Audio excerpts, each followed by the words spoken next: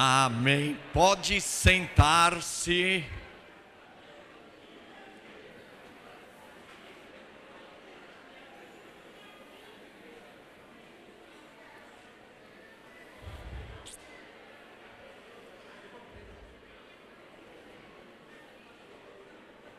Eu estava falando para essa turma aqui de jovens, em Divino, não é muito comum eu ir em igreja, os jovens sentarem na frente. Não é interessante aqui? Hein, Manassés? Tem um negócio diferente aqui, hein? Esses jovens aqui, ó, estão tudo na frente. Apesar de ter uns aqui que não são tão jovens, não, né? Mas, normalmente o jovem gosta de sentar no fundo, para ficar mexendo no celular, mandando WhatsApp. E enquanto está rolando o culto, eles estão fazendo gracinha, falando, ó o pastor, não sei o quê. Rapaz, o negócio é arrochado. Esse celular é...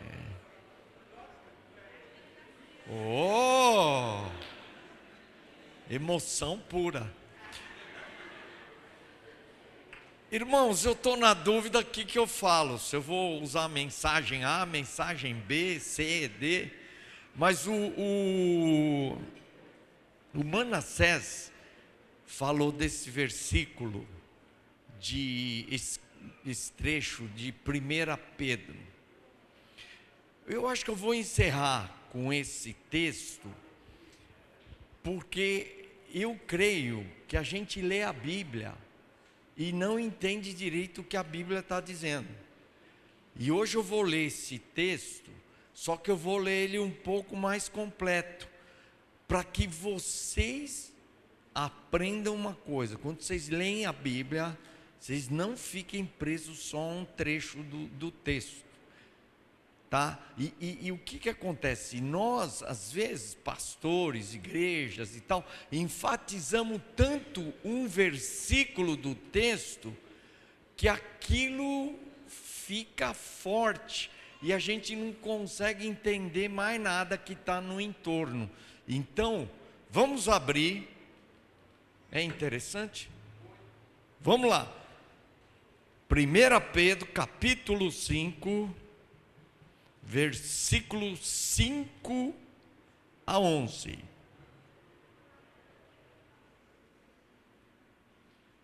Eu gosto da revista e atualizada.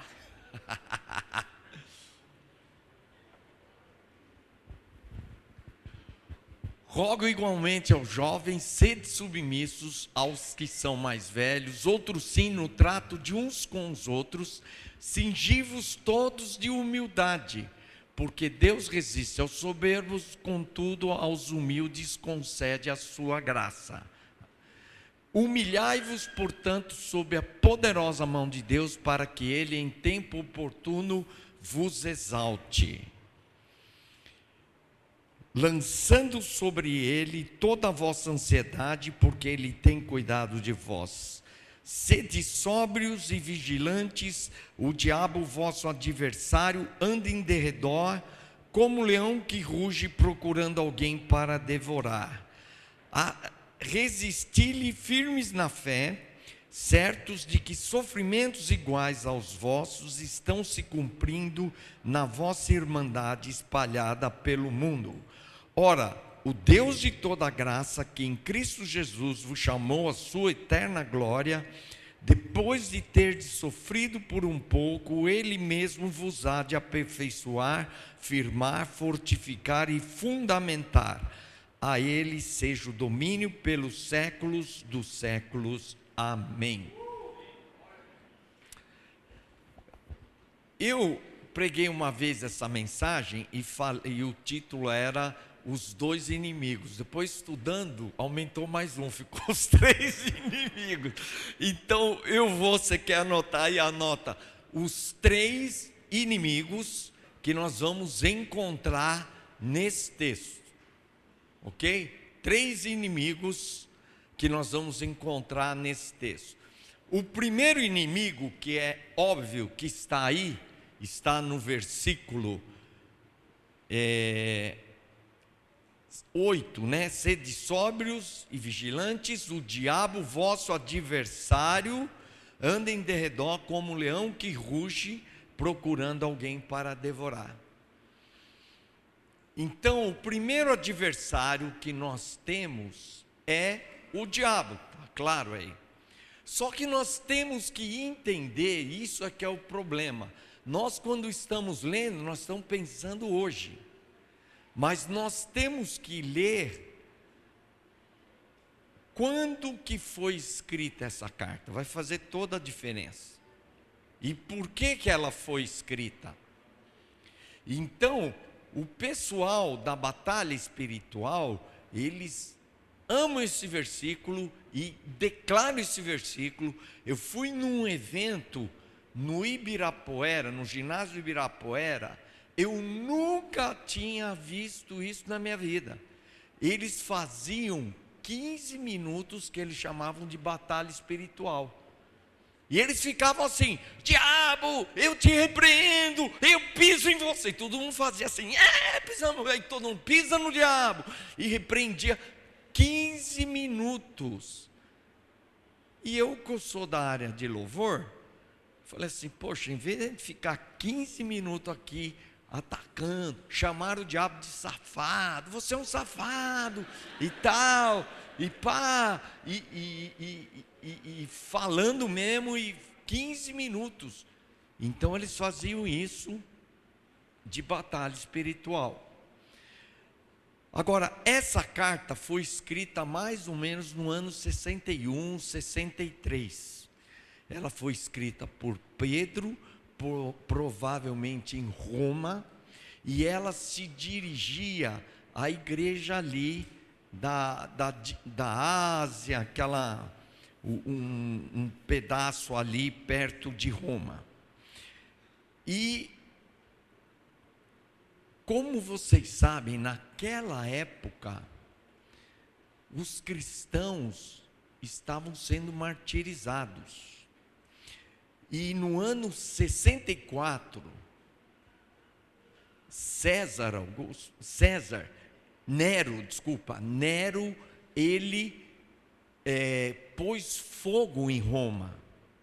E tinha 14 bairros em Roma. Vocês acreditam que o único bairro que não pegou fogo é onde estavam os cristãos? Olha só. Que foi uma bênção, mas por outro lado, o que virou? Nero falou que foi eles que botaram fogo na cidade. E aí, irmãos, houve uma carnificina, mas tão grande, eles começaram a pintar os cristãos de piche, com betume, pendurando em postes de madeira e tacando fogo para iluminar. Dizem que faltou madeira, não tinha mais madeira para pendurar os cristãos, de tantos cristãos que foram martirizados. E naquela época, eles também jogavam os cristãos nas arenas. E eles eram devorados pelos leões. Então eles costumavam deixar o leão de jejum alguns dias, que quando você soltasse o leão, imagina, ele babando de fome, ele ia e destroçava.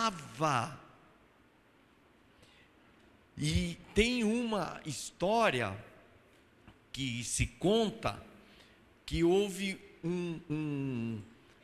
uma arena, não em Roma, mas em outro local, porque havia arenas em vários locais, né? E hoje até o Divino estava falando que os romanos faziam o quê? Pão e...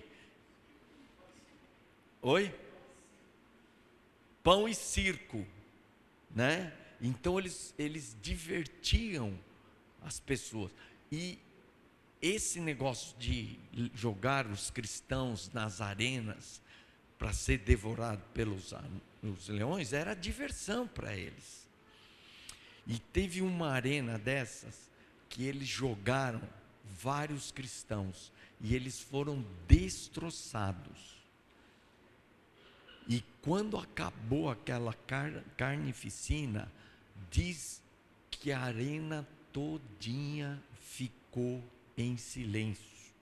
Normalmente eles ficavam gritando, vibrando e se alegrando vendo aquela carnificina. Mas quando aquele grupo de cristãos acabou de ser destroçado, devorado, comido vivos ali, na frente daquelas pessoas, houve um silêncio. Sabe por quê? Eles nunca tinham visto pessoas morrerem como aqueles cristãos, que estavam orando, glorificando e adorando a Deus. Os cristãos, na época que foi escrita essa carta, eles estavam sendo martirizados, presos, mortos, torturados, chicoteados. Às vezes tiravam os filhos, às vezes tiravam o marido e matava, e eles perdiam tudo por se tornarem cristãos. Então, quando Pedro fala, o diabo, vosso adversário, ruge como um leão, isso não é apenas figurativo para eles, isso era real, isso era verdadeiro, porque muitos deles estavam potencialmente, eles eram potencial de serem lançados e devorados nas areias.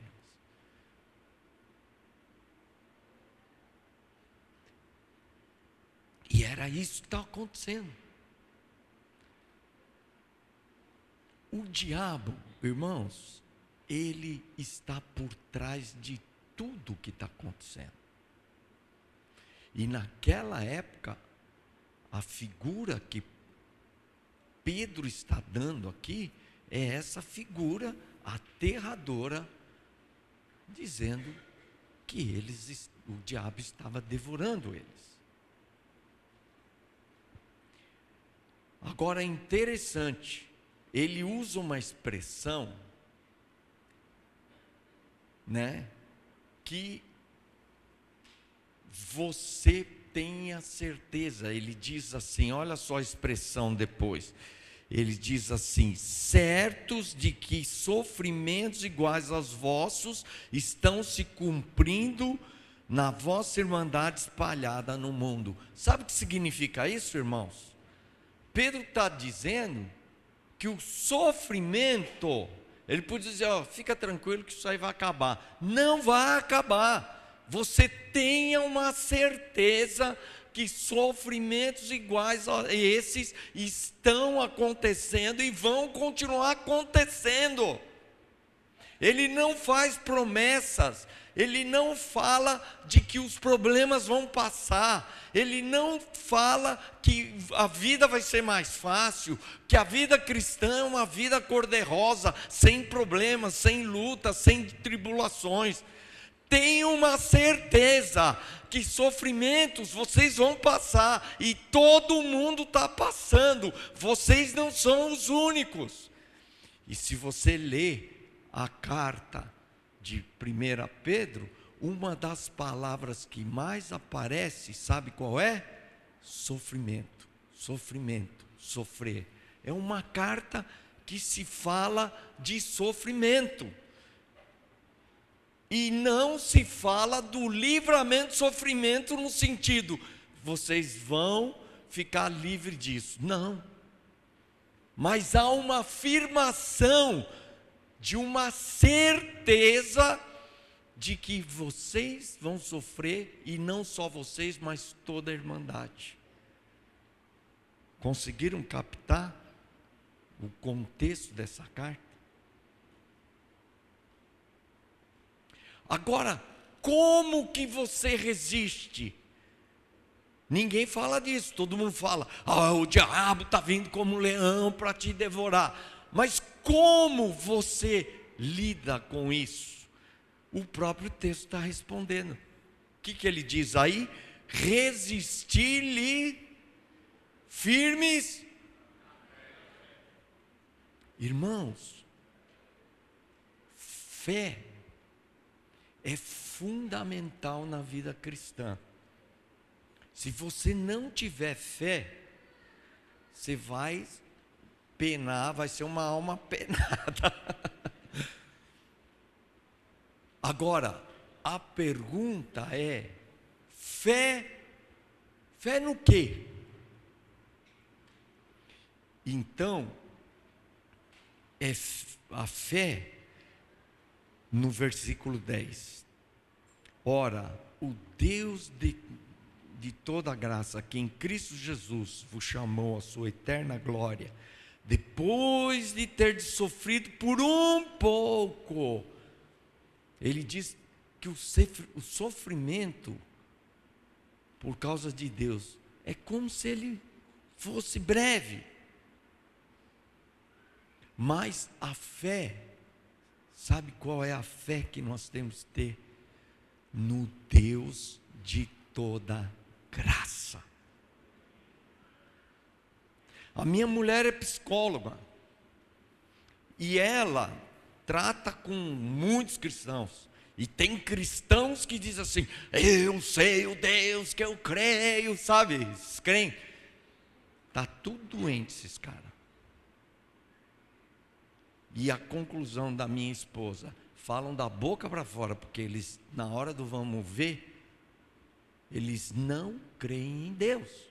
Na hora que a dificuldade vem, na hora que o leão ruge, na hora que o dinheiro está faltando, na hora que ele está sendo escorraçado, oprimido, né? Está sendo chicoteado, cadê a fé?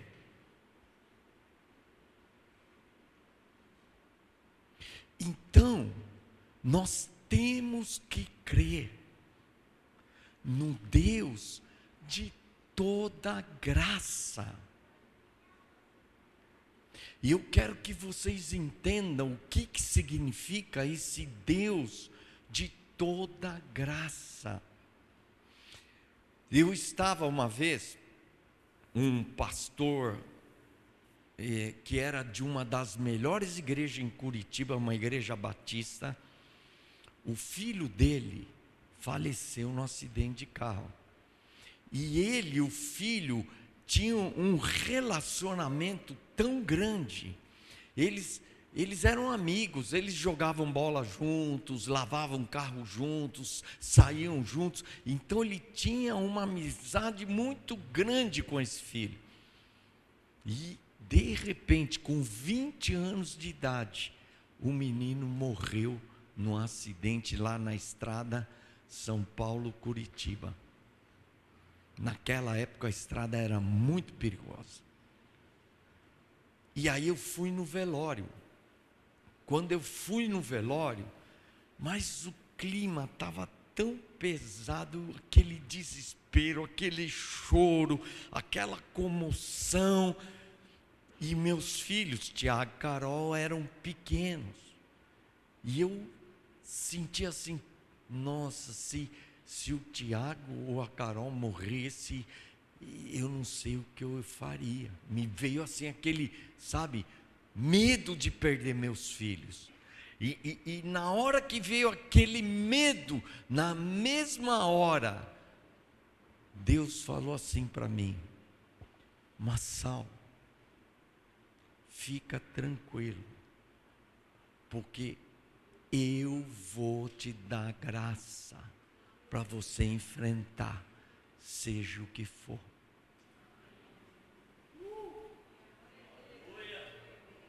Então aquilo me inundou de paz. E eu quero que você guarde isso, essa frase, que o Deus de toda graça é aquele que dará graça para você enfrentar, seja o que for. Se você perdeu uma perna, você fala, não, eu não vou. Não, Deus vai te dar graça. Se eu perder o meu filho, Deus te dará graça. Ai, mas se eu perder a minha casa, tal, a única coisa que eu tenho, Deus te dará graça. Muitos estão com medo com esse negócio da pandemia, perder o emprego. Se eu perder o meu emprego, o que eu vou fazer da minha vida? Deus te dará graça para você enfrentar, seja o que for. Esses irmãos estavam enfrentando cadeia, tortura, morte, leões. E o que Pedro está falando? Deus te dará graça para você enfrentar, seja o que for. Hoje você está com um problema, você está aqui, está desesperado, lembre-se disso. O Deus de toda a graça, Ele é o Deus de toda a graça, Ele te dará graça para você enfrentar, seja o que for. E Ele diz, olha só, e Ele mesmo, o que? De aperfeiçoar. Olha, as lutas, as provações, as tribulações vão te aperfeiçoar, vão fazer de você uma pessoa melhor, vão fazer de você uma pessoa de caráter. Aperfeiçoar, firmar, a ideia de firmar aqui é de ser estável. As pessoas são muito assim, um dia de um jeito, outro dia do outro, daqui a pouco já. Não, Ele vai te firmar. Você não vai ficar andando nessa montanha russa. Quem que vai? Ele mesmo vai te aperfeiçoar. Ele mesmo vai te firmar. Ele mesmo vai te fortificar, Ele vai dar força para você enfrentar. Você fala, eu não aguento mais, puxa, é muita pressão, é muito problema, mas Ele vai te dar força para você enfrentar, seja o que for, e Ele vai, quando Ele fala fundamentar. Sabe a coisa mais importante de uma casa? É a fundação. Sabe qual a ideia aqui de fundamentar?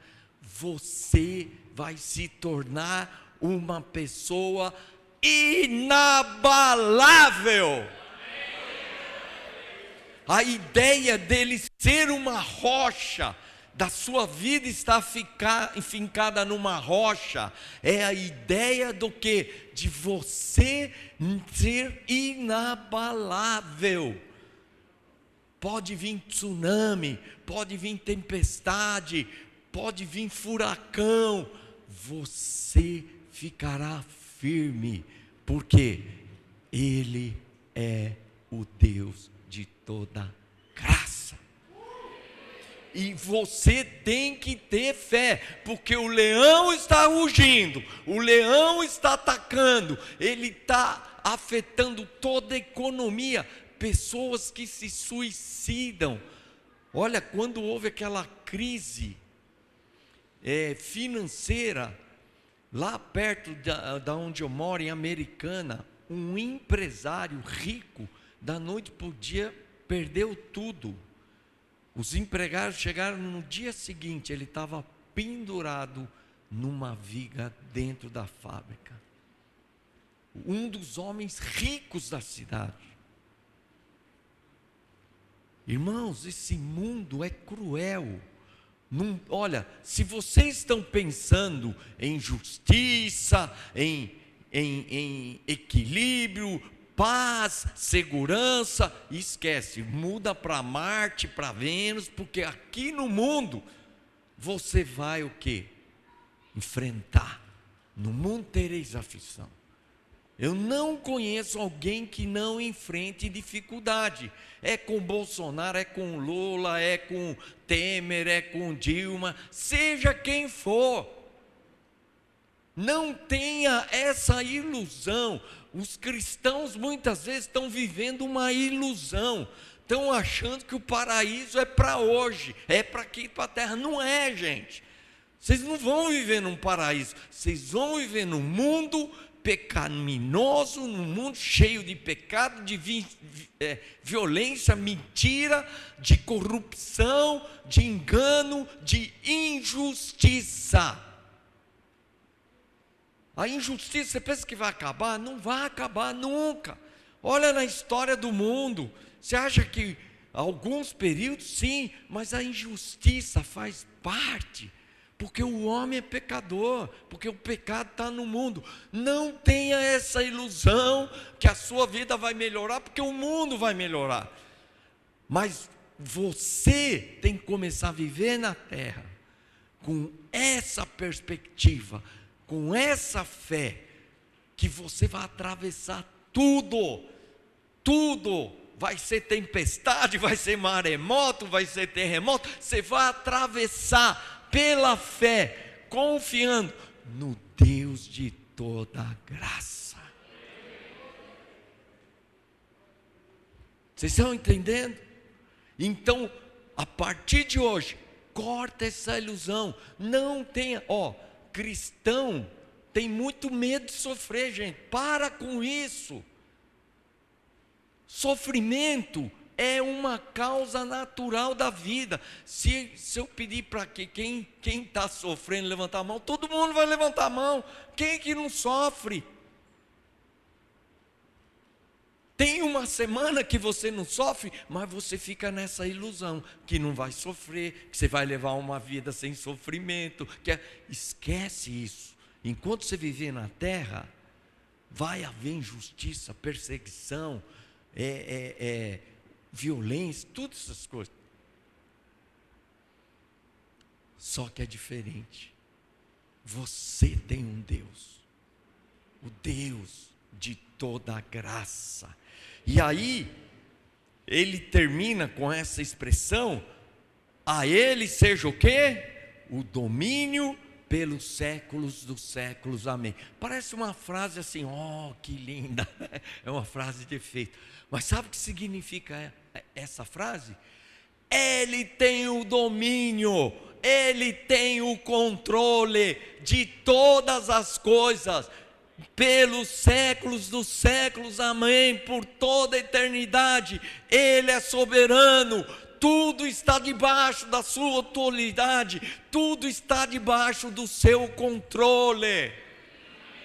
Ele tem o domínio pelos séculos dos séculos. Não pensa que as coisas estão acontecendo descoordenadamente, que tal. Até estavam conversando aí as coisas que estão acontecendo esses últimos tempos. Tudo parece descontrolado. Não, tudo está caminhando conforme Deus estabeleceu. Tudo está debaixo do controle dele. Não se preocupe, ele vai dar graça para você. O que você teve que passar, você lembre-se disso. Ele vai me dar graça para enfrentar, seja o que for, porque Ele é soberano, Ele tem o controle. A hora que Ele quiser, Ele faz assim, acaba, e a hora que Ele fizer assim, vai continuar, mas Ele vai fazer com que todas as coisas cooperem para o bem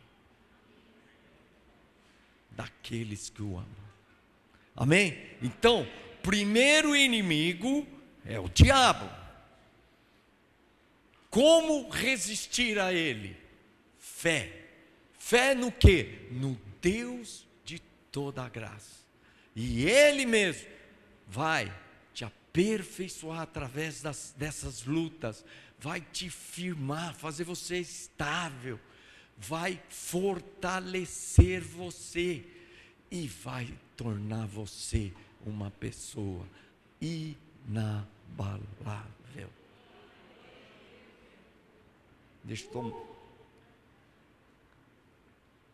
Vamos ver agora o segundo inimigo. Qual que é o segundo inimigo? O orgulho, que ele falou. Então, lê no versículo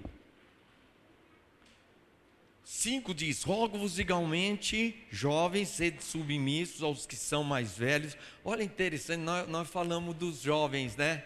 Hoje de manhã, que não honram mais os velhos, né, divino? Olha aqui, ó.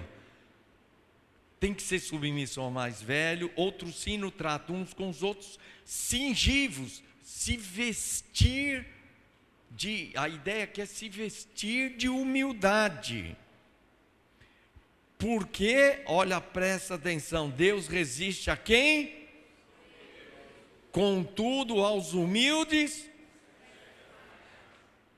Irmão, se você não tiver esse entendimento desse contexto, vocês estão vendo Deus de toda a graça? Ele vai dar graça, mas aqui ele está falando que ele não vai dar graça. Para quem? Rapaz, o negócio é sério. Ele é o Deus de toda a graça. Sabe por que você muitas vezes não vai experimentar essa graça de Deus? Soberba. Porque Deus resiste aos soberbos. Ele só dá graças. Sabe para quem? Aos humildes. Nós temos que ser mais humildes. Nós temos que desenvolver mais humildade. Porque sem humildade, sem graça de Deus. E olha, a coisa mais preciosa que você tem para viver a sua vida, não é dinheiro, não é carro, não é isso, não é nada, é a graça de Deus, porque essa graça é que vai te sustentar na sua vida, em tudo que você fizer, com dinheiro, com carro, sem carro, com casa, com filho, com ou sem. A graça de Deus é suficiente. Você não precisa de mais nada. A minha graça te basta. Olha, por sinal, poucos também entendem esse texto direito. Só vou dar uma explicadinha rapidinha nesse texto que é interessante você entender. Paulo ficou 14 anos com espinho na carne. Não foi um dia, não foi 2 dias, não foi um mês, não foi um ano. Foram 14 anos com esse espinho na carne. E quando diz que ele orou 3 vezes para Deus tirar esse espinho da carne, ele diz que orou 3 vezes. Essa ideia de 3 vezes, aquela ideia de Jesus 3 vezes, falando: Pai, afasta de mim esse cálice. É aquela oração, tipo assim: Deus, eu não aguento mais, Deus, não dá mais, eu não suporto mais. E aí quando Deus diz: a minha graça te basta, a gente fala: oh, que legal, hein? Mas sabe o que Deus está dizendo para Paulo? Que ninguém pensa. Sabe o que Deus está dizendo? Está dizendo para Paulo o seguinte: Paulo, você está aí 14 anos com esse espinho, você não está aguentando mais. Eu quero te dizer o seguinte: eu não vou tirar esse espinho da carne. Você vai ficar o resto da sua vida com esse espinho na carne, mas eu vou te dar a minha graça. Que resposta, hein? É duro demais, hein? Então ele 3 vezes pediu e Deus falou: nanani, nananá, eu não vou tirar esse espinho, mas eu vou te dar a minha graça. Que é? A graça, a minha graça te basta. Você não precisa de mais nada. Você vai passar a enfrentar seja o que for.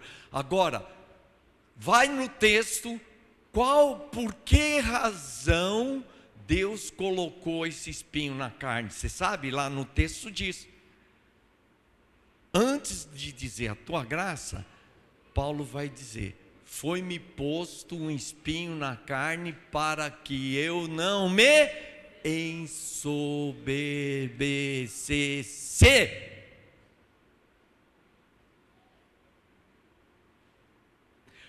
Paulo, agora vamos pensar o seguinte: está aqui eu, Divino, tem vários pastores aqui, tem homens de Deus experientes, maduros aqui no Brasil, tudo. Mas Paulo era, assim, de todos os homens na história da igreja, talvez ele tenha sido um dos homens mais maduros, mais cheio de Deus, mais cheio dos dons, da revelação, um dos homens excepcionais, espiritualmente excepcionais, não é verdade?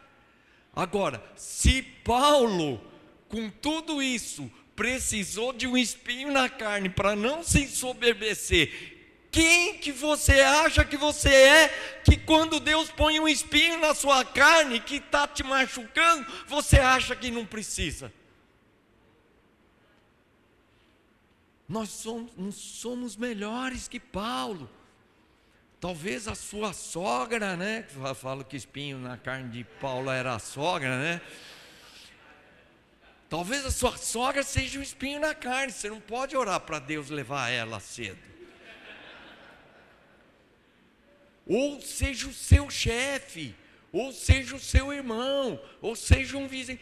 Deus às vezes coloca um espinho na carne para te tratar. E Paulo, o espinho na carne dele, era para tratar ele. Você acha que foi falta de amor ou foi amor que Deus fez isso? Foi por amor, porque Deus sabia que se ele tirasse aquele espinho, sabe o que ia acontecer? Paulo iria pecar, ele iria se ensoberbecer.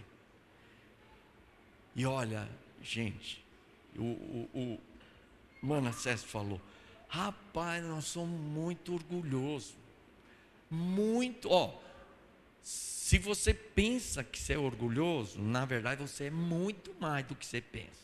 Se você acha que você não é orgulhoso, então é pior ainda. Mas nós somos, gente, eu aprendi, eu tenho 68, quase 70 anos de idade. Eu vou dizer uma coisa: quando eu era novo, eu achava que eu era pecador, mas nem tanto. Mas hoje, com 68 anos de idade, eu começo a ver o quanto que eu sou pecador. E eu começo a entender Paulo, que na sua velhice ele dizia: eu sou o principal dos pecadores. Porque quanto mais perto de Deus você estiver, mais você vai ver que você não presta. Eu tinha uma casa de moradores de rua e eu falava para eles que a gente é uma grande porcaria, e eu me incluo nisso, que a gente é isso aqui, mas a gente se acha isso aqui. Por que a gente é isso aqui e se coloca aqui? O que nos leva aqui para cima? Sabe o que é? Orgulho, soberba. A gente se acha que nós somos isso, aquilo. Na verdade, sabe o que vocês são? Isso aqui, isso aqui lá embaixo. Nós não somos nada do que nós estamos imaginando. Aí a gente diz assim: não, mas eu não seria capaz nunca de fazer isso. Eu tenho um amigo do Peru, ele estava num centro de treinamento de missões.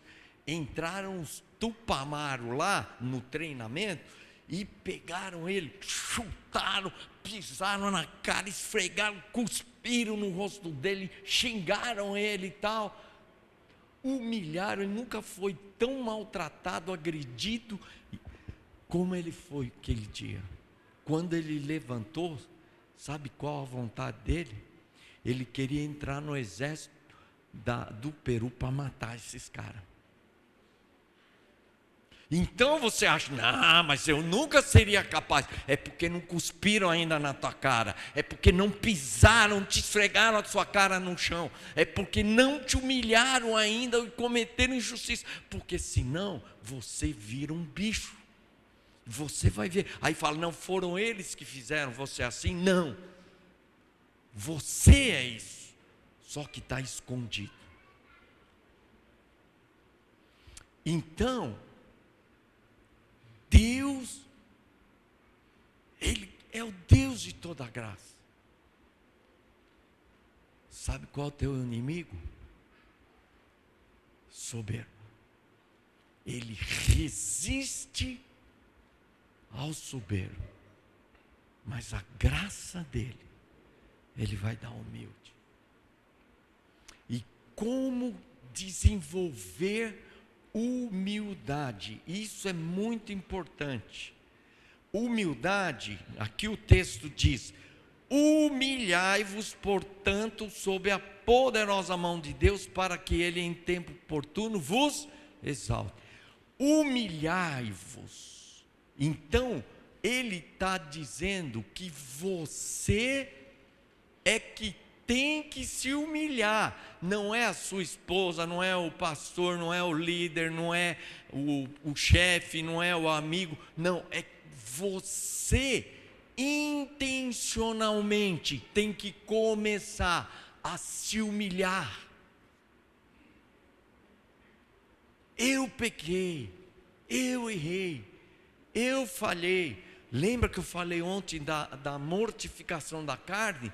Que basicamente trazer à luz os pecados, romper essa casca de vergonha, de autonegação e começar, eu pequei, se expor, se tornar vulnerável. O que impede, o que sustenta essa casca? Medo, vergonha, dor, traumas, e por baixo de tudo isso, o que é? Orgulho. Orgulho. Teu orgulho não quer que as pessoas te conheçam, que enxergue que o Massal é isso, que o Massal é aquilo, e você fica com medo, a vida toda você se escondeu. E aquilo começou em Gênesis. O pecado veio, com o pecado veio o quê? Culpa, vergonha, medo. Então, junto com o pecado já veio o antídoto para não acontecer a restauração do pecado, que você fique com medo, que você fique com vergonha, que você fique com culpa e se esconda. E isso o que te faz? Perpetuar o pecado na sua vida. Então, como é que você vai romper? Você tem que se humilhar, você tem que esmagar o seu orgulho, você tem que praticar. Essa semana, tenho certeza, Deus vai dar oportunidades tremendas para vocês se humilharem. Ficou nervoso? Distratou alguém? Vai lá, eu pequei, me perdoa. É humilhante. Toda vez, eu aprendi isso, eu brigo com a minha esposa, muitas vezes ela está errada. Na maioria das vezes é ela, né? Não, estou brincando. Mas muitas vezes ela está errada, e aí ela começa, eu fico nervoso, aí eu solto os cachorros também. Ela errou? Ela errou. Mas eu também errei. Então eu vou lá e falo, me perdoa, eu errei. Se ela vai me pedir perdão, não é o meu papel. O meu papel não é mostrar, não, você errou, eu errei porque você errou, porque você falou isso, eu não gostei. Não, eu pequei, eu errei, me perdoa. É isso que eu faço. Eu me humilho. Eu contei uma experiência que eu estava, uma irmã veio e pediu para mim, pastor, estou com um problema seríssimo, tal, ora por mim. Eu falei, tudo bem, irmã, vou orar por você. Aí chegou na semana seguinte, ela, pastor, obrigado por ter orado por mim, olha, aconteceu isso, tal, obrigado, pastor, por orar por mim. E eu não tinha orado.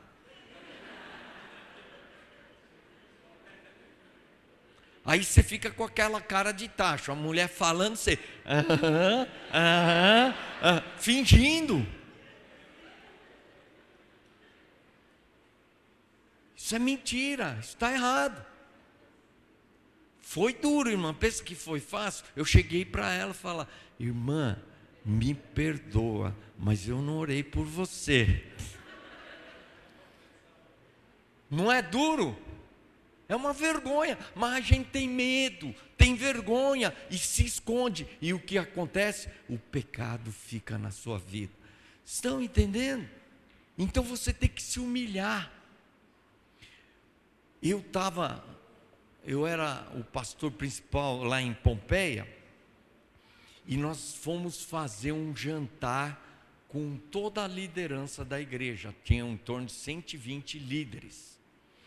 E aí nós fizemos umas mesas, assim, sabe, com vela, com pano, com enfeite, né? A luz de vela. E lotamos o salão com mesa, e no meio, assim, tinha uma mesa cheia de frutas, sabe aquelas frutas, até elas jogavam caindo tal, e era 20 de dezembro, final do ano, um jantar especial para toda a liderança. Num dia como esse, quando você reúne toda a liderança, você vai dar uma palavra. Que palavra que você vai dar? Uma palavra para todo mundo sair pegando fogo. E eu tinha preparado uma mensagem dessa: planeta, dá para botar fogo ano que vem, vamos lá. E aí eu lembro bem que eu cheguei, coloquei a mensagem. Naquela época não tinha, né, celular, iPad, era papel mesmo. Eu botei a mensagem aqui e coloquei a Bíblia aqui. Aí quando eu coloquei o papel e a Bíblia aqui, eu senti Deus falando comigo assim: Marçal, você não vai pregar isso aí. Você vai abrir seu coração para a igreja, para os seus líderes. Aí eu falei assim: irmãos, preparei uma mensagem aqui, mas Deus está me incomodando para eu não pregar essa mensagem, e eu abri o meu coração para vocês. E cheguei para eles, falei assim: irmãos, eu quero dizer que esse ano nós fomos mal. Nós batizamos 30 pessoas, mas saíram 50 pessoas da igreja. Nós não crescemos, a igreja diminuiu. Quando chegou no meio do ano, comecei a olhar vocês, comecei a perceber que vocês estavam cansados. E eu me perguntava: mas por que a turma está tão cansada, desanimada? E aí Deus falou comigo: eles estão assim, Marçal, porque você está cansado, você está desanimado. E eu concluí dizendo assim: irmãos, eu quero dizer para vocês que eu estou perdido, eu não sei o que fazer, e eu me sinto limitado, sem forças. Pronto, chutei o pau da barraca, vamos apagar as velas, vamos apagar a luz e vamos embora. Acabou a festa. Falta 4 minutos. Rapaz, ainda falta um inimigo, hein? Vocês querem perder o último inimigo?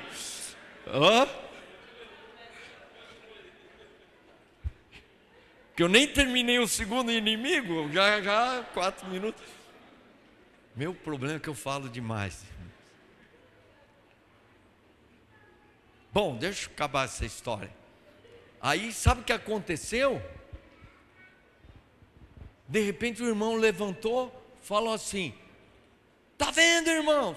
A igreja não pode depender só do pastor. Se a coisa está assim, nós somos culpados também. Aí o outro levantou: é isso mesmo, e o outro falou. Rapaz, a turma saiu: ano que vem vamos agarrar esse negócio aí.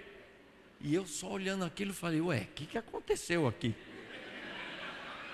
Aquela mensagem não ia surtir nem metade do efeito que a minha colocação gerou. Humilhai-vos sob a poderosa mão de Deus, e Ele ao tempo oportuno vos. Então, quando eu me humilhei, eu entendi assim: Deus de alguma maneira agiu.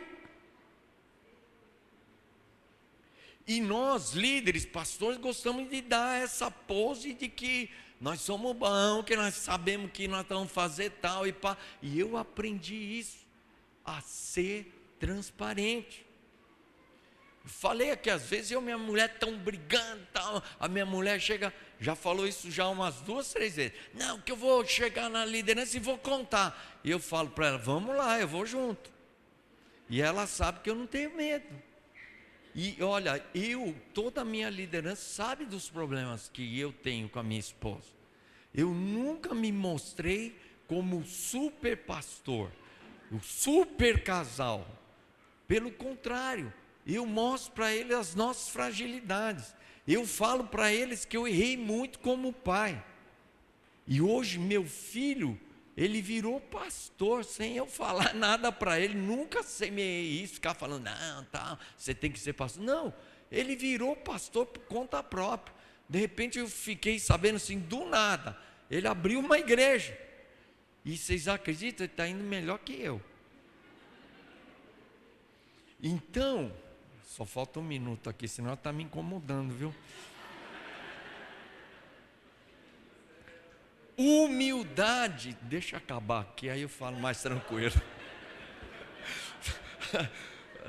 Tem que correr. Até perdi o que eu ia falar.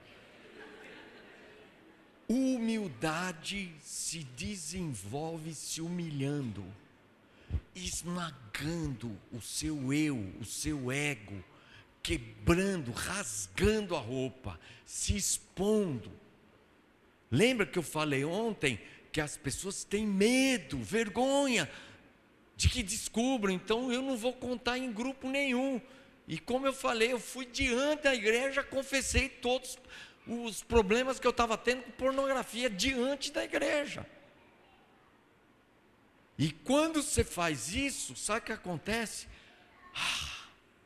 Você se sente livre. Eu não estou me escondendo mais de ninguém. Eu não tenho mais pecados escondidos. E até hoje, tenho mais de 40 anos de ministério. Nunca subi aqui com um pecado escondido. Já deixei de pregar. Algumas vezes, porque estava com pecado. Mas não subi com pecado escondido. Então, irmãos, você quer crescer na humildade? Mortificar a carne é se humilhar, é confessar, é trazer à luz o pecado. Então, olha, acabou mesmo. Não, sério mesmo, é para parar, eu paro, eu sou obediente.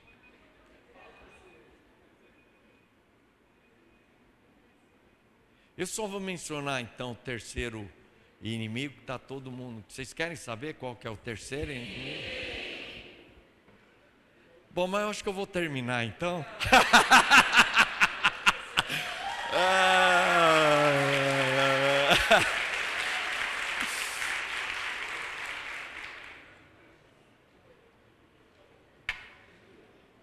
Terceiro inimigo, versículo, fechou aqui, até minha Bíblia fechou, está se recusando a continuar. Terceiro versículo, versículo 7, lançando sobre ele toda a vossa ansiedade, porque ele tem cuidado de vós. A ansiedade é o nosso terceiro inimigo. Você sabe que a ansiedade é considerada o mal do século. Hoje, se você for ver aqui, tem muita gente que não consegue dormir à noite.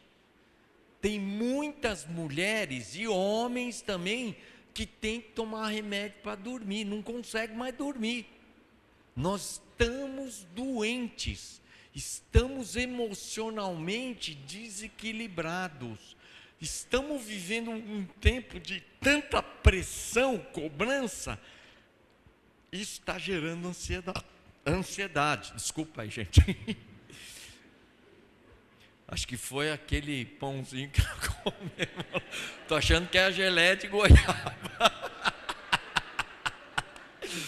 Ai, a geleia de goiaba acabou de sair um pouquinho aqui. Mas a ansiedade está acontecendo todo mundo enfrenta ansiedade. Hoje eu não vou ter tempo, né? Você viu aí, o pastor já botou o tempo. Eu não vou falar sobre isso, isso aí é um assunto para dar uma mensagem. Mas, quando eu vier para fazer o treinamento aí, é muito interessante você participar, porque você vai entender e tem a ver com esse negócio da ansiedade também.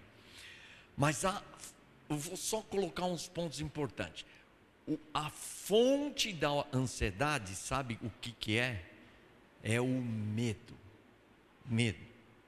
Então, você fica ansioso porque você está com algum medo.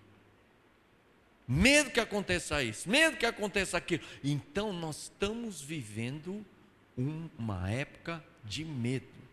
E até hoje, estavam conversando com o divino, uma das coisas que o diabo mais vai usar para controlar as pessoas é o medo. A pandemia, o que mais aconteceu aí? Medo. E o que gerou esse medo? Tem uma quantidade mais grande de crianças ansiosas, de adultos ansiosos. Gerou um monte de gente ansiosa e doente. Qual que é a fonte dessa doença, dessa ansiedade? Medo. Agora, você coloca lado a lado medo e fé. Eles podem coexistir juntos? Se você ficar com medo, a sua fé foi embora. Mas se você tiver fé, o seu medo vai embora. Então, medo e fé se contrapõem. E ele diz: lance a sua ansiedade, lança o seu medo sobre ele, porque ele, o Deus de toda a graça, tem cuidado de vós. Você tem que crer, você tem que resistir pela fé, crer que ele é maior, crer que ele tem poder, crer que ainda que você perca tudo, fique sem nada, ele vai te dar graça, e você vai suportar, seja o que for. Então, a ansiedade é aquela pessoa que já comprou o caixão e ainda não tem o defunto. Para ela, a coisa nem aconteceu, mas para ela já vai acontecer. Vocês estão entendendo? Então, a ansiedade, na verdade, é você começar a tomar um veneno que vai te destruindo, que vai consumindo as suas energias, suas emoções, tudo mais. Então, a minha mulher é psicóloga, e o que ela ensina? Vou só explicar rapidamente, para te ajudar um pouco, que é o seguinte: basicamente, o que ela faz? Ela ensina a você enfrentar seus medos.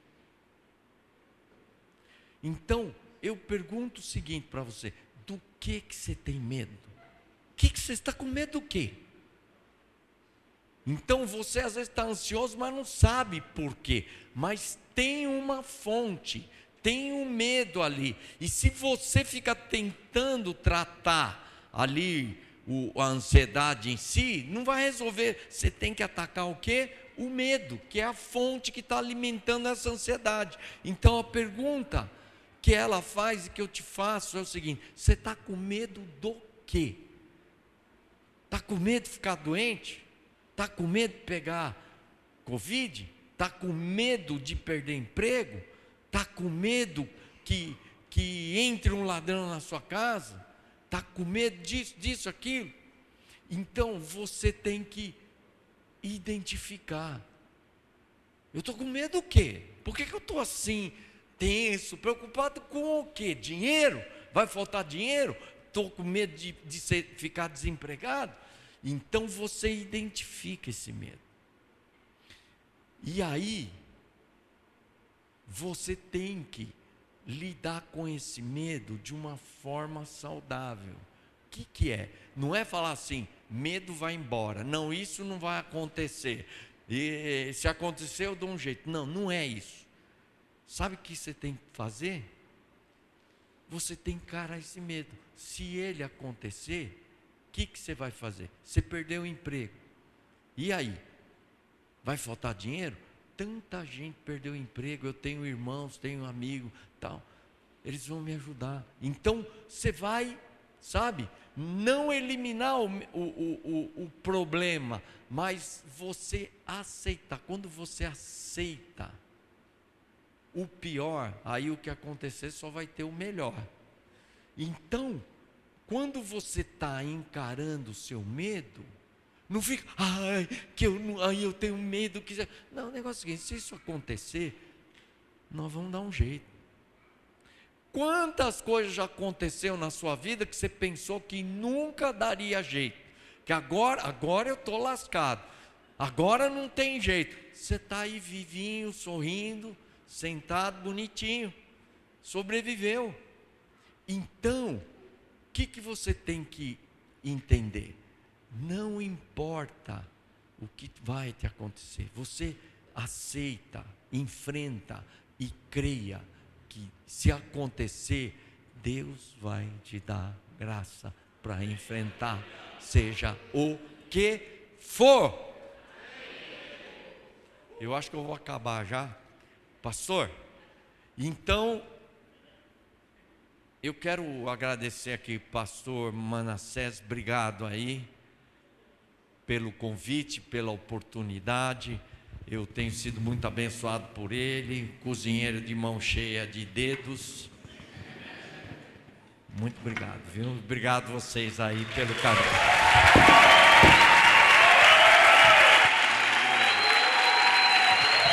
Glória a Deus.